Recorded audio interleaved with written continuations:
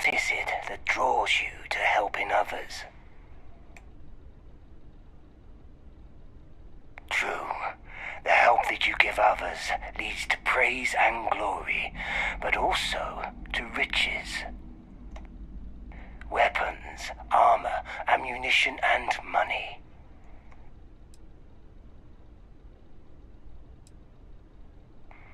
Adventure. This fascinates me, although the sensation confuses me too. I would never consider my own revenge as an adventure. And yet, now that it is done, I miss the chase, the purpose of it all. I think that you are right, and for now, your journey is my purpose. Thank you, stranger. I understand a little more now. Ryujin. By rights, I should burn this place to the ground, but they had a hand in my sorrow. But what would that achieve, I wonder?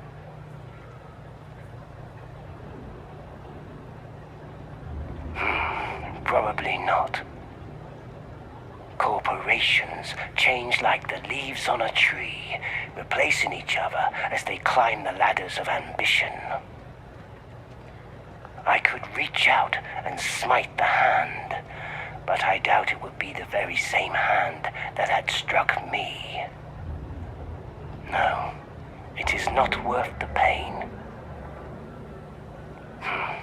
But I am sorely tempted, nonetheless.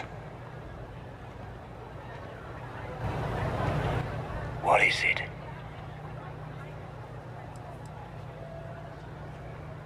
Lately, I have felt an emptiness inside.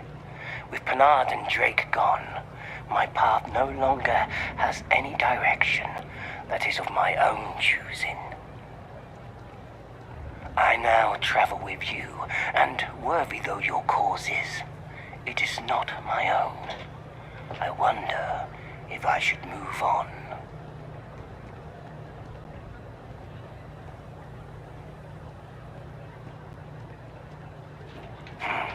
That's true enough, but not quite what I meant.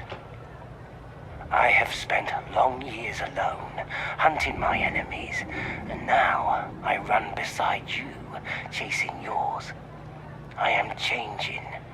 I can sense it, and I wonder if this is right for me.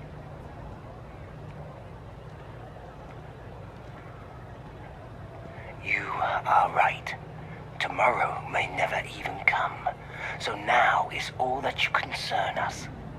A simple answer, and yet profound. Thank you. Not quite the answer I was expecting. Enough talk for now. The United Colonies, the war machine itself. Securing and protecting the colonies from the threat of others with an iron fist. In some respects, the UC also shares a hand in my own sorrow. For was it not they who bred the very corporations that profit from the war machine?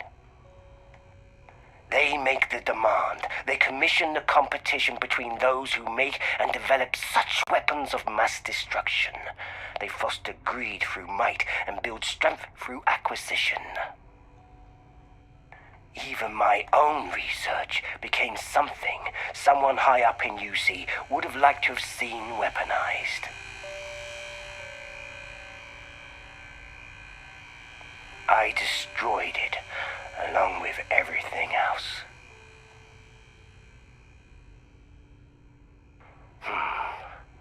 I was naive when I began. I was a thinker with his head in the clouds, safe in his ivory tower of science and knowledge. I didn't know what the world really was, only that which I had been shown through my privilege. I saw only the righteous fight of the UC and the war against aggressors.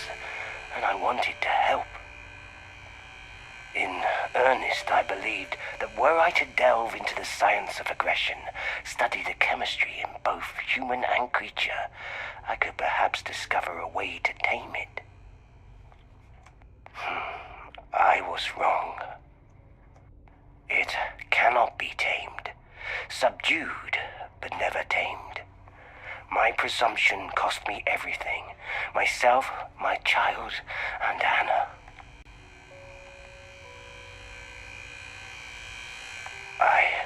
I cannot. I will not. They are the pain that drives me.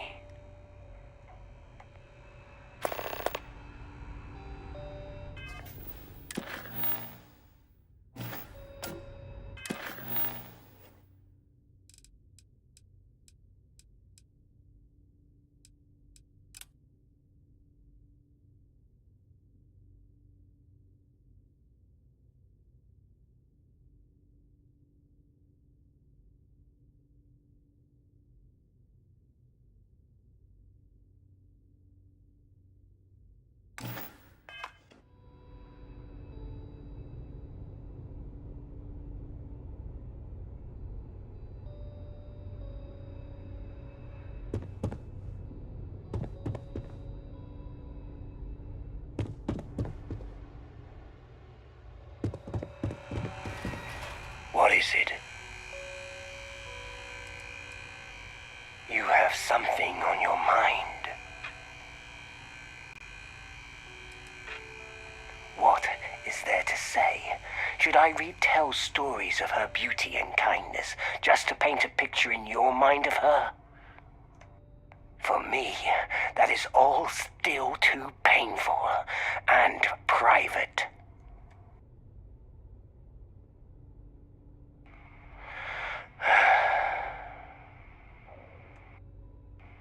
No, it is I who should be sorry. You meant well, and I barked like an old dog strayed from home. Understand, the past for me is like a small room filled with 1,000,000,000,000 tears.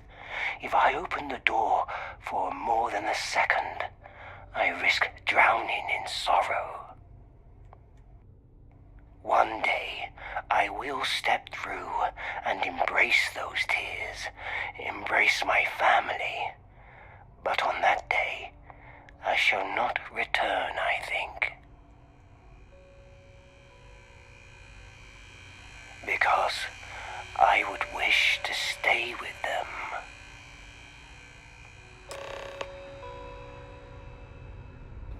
When one stops to consider the expansion of humankind, one cannot help to notice similarities to other organisms prevalent within the universe. Yes, bacteria. We spread with equal ferocity to that of the microvirus, and where we spread, we replicate and consume crop, fuel, and other planetary resources. We do so in the name of survival, but it has to be noted that often we take more than we need, do we not? One could argue that we are far worse than bacteria.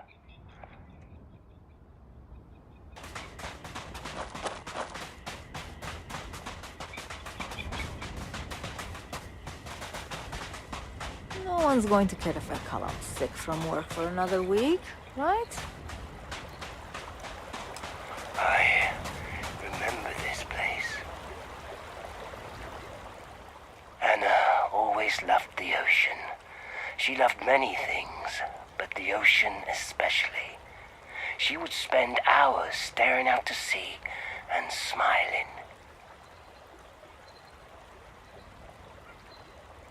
Peace, she said, is knowing that you aren't in control, but rather that you are an equal part of a beautiful mystery. The sea is just as we are, simply here to be what it is. She liked to confuse me. It amused her, I think. She was kind and caring, with an infectious inner wisdom and a sense of humor to match. She always knew what to say or do, but could make you feel like it was your idea all along. There was one time when she got me to talk down a jumper from a window ledge near our apartment.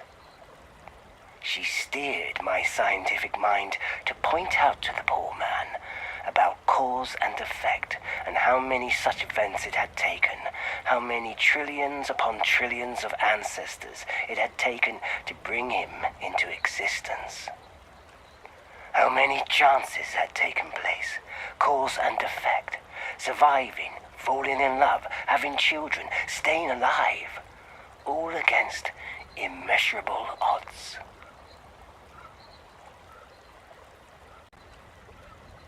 Yes, and it felt good to help him. Wait. Anna, I think that I understand.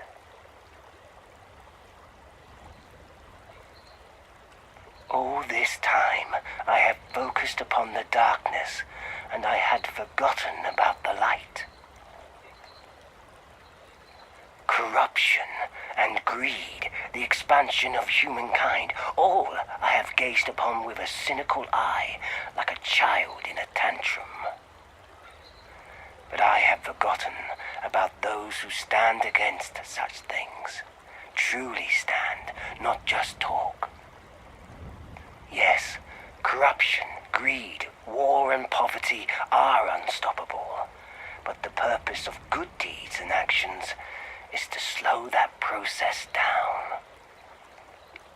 For within that slowing down, there is one thing that makes us truly human.